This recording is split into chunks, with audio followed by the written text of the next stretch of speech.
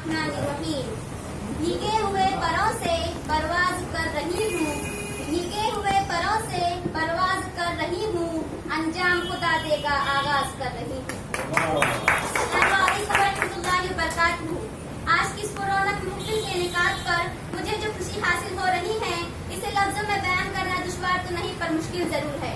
और मेरे लिए बड़ी खुशनसीबी की बात है कि मुझे इस अजीम शख्सियत सर सैयद अहमद खां के तालीमी खिदमत पर लबकुशाई करने का मौका मिला। 17 अक्टूबर यानी यौम सर सैयद।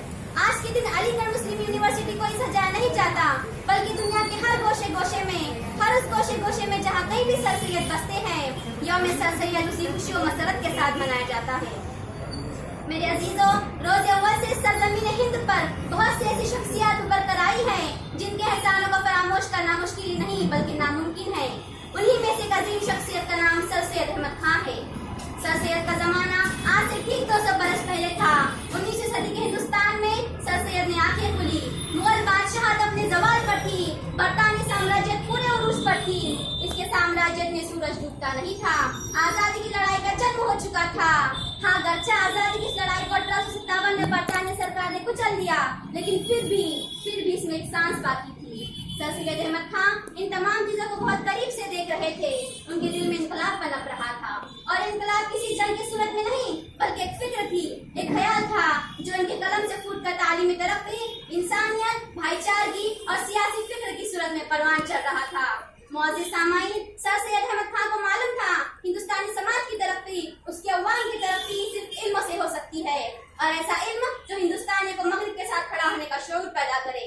हाज़रीन महफिल, 19वीं सदी में गांधी जी की तहरीक हिंसा और वही दूसरा तबका मुकम्मल आजादी हमारा हक है, इसके लिए हिंदुस्तानियों से खून मांगा।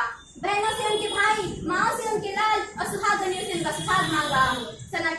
हज़रत रूहानी ने सन 1829 में मुकम्मल आजादी की करारदाद पेश की।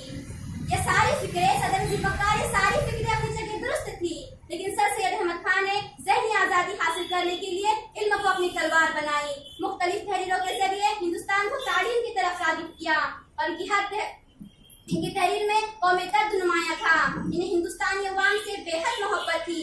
वो मुल्क के लोगों को तरक्की और खुशहाली की मंजिल पर गामजन देखना चाहते थे, इसलिए उन्होंने बड़ी दिलसोजी के साथ अपने तहरीरों के जरिए कौम को उसकी इस्लाह की तरगीब बताई।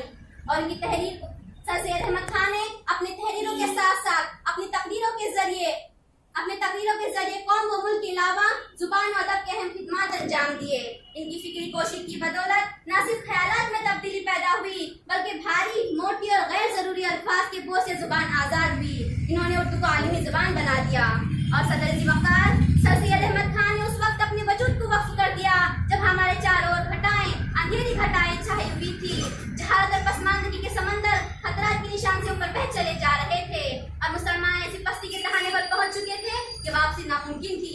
लेकिन अल्लाह को हमारी हालत इज़्ज़ार पर रहम आया, मगर अल्लाह को हमारी हालत इज़्ज़ार पर रहम आया, और उन्होंने सर सैयद खां के रूप में एक ऐसा मसीहा, एक ऐसा नाखुदा अता फरमाया जिसने मुसलमान की डूबते नैया को साहिल तक पहुंचा दिया। इसी का नाम सर सैयद तहरीक है, और हम इस तहरीक की अदना सिपाही। मेरे दोस्तों, सर सैयद अहमद खां को हिंदुस्तानी और पाकिस्तानी मुसलमानों में एक मौसर शख्सियत के तौर पर देखा जाता है। उन्होंने बात बड़ी शिद्दत के साथ महसूस की कि अगर किसी कौम की तरक्की करना है तो उसका तालीम याफ्ता होना बहुत जरूरी है। इसलिए उन्होंने हिंदुस्तानियों को, मुसलमानों को तालीम की तरफ राग़िब किया, मुख्तलिफ खिदमात अंजाम दिए, स्कूल और कॉलेजों को कायम किया। सर सैयद अहमद खां ने सन 1859 में मुरादाबाद में एक फारसी मदरसा बनाया। इस मदरसे में अंग्रेजी और फारसी दोनों की तालीम दी जाती थी। सन 1863 में गाजीपुर में विक्टोरिया स्कूल कायम किया। इस स्कूल में जदीद इल्म के साथ साथ मुख्तलिफ जुबानें भी पढ़ाई जाती थी, जैसे अंग्रेजी, उर्दू, अरबी, फारसी और संस्कृत भी पढ़ाई जाती थी। सर सैयद अहमद खां ने मुसलमानों की तरक्की के लिए सन 1863 में साइंटिफिक सोसाइटी की बुनियाद डाली। इस सोसाइटी में जदीद उलूम के साथ साथ उन किताबों को जो यूरोप से आ रही है उनका उर्दू में तर्जुमा करने का एहतमाम किया।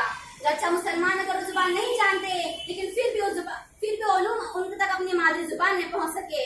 सर सैयद अहमद खां को सन 1869 में जब इंग्लिस्तान जाने का मौका मिला तो यहाँ वो इस फैसले पर पहुंचे कि हिंदुस्तान में भी कैम्ब्रिज के तर्ज का एक तालीमी इदारा कायम करेंगे, और वहाँ का अखबार गार्डियन से मुतासिर होकर सर सैयद अहमद खां ने तालीमी दरसगाह के अलावा मुसलमानों की सकाफती जिंदगी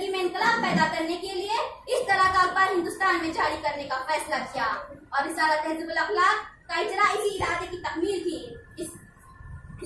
تکمیل تھی سر سید اردو زبان پر سر سید کے حضرات کا ذکر کرتے ہوئے مولوی عبدالحق کہتے ہیں اس نے زبان اردو کو پستی سے نکال کر انداز بیان میں سادگی کے ساتھ قوت پیدا کی، سنجیدہ مضامین کا ڈول ڈالا، سائنٹیفک سوسائٹی کی بنیاد ڈالی، جدید علوم و فنون کے ترجمے انگریزی سے کروائے، خود کتابیں لکھی اور دوسروں سے لکھوائی، اخبارات جاری کر کے انداز تحریر کیا، لاکھ تنقید اور روشن صحافت کا مرتبہ بڑھایا، رسالہ تہذیب الاخلاق کے ذریعے اردو ادب میں انقلاب پیدا کیا۔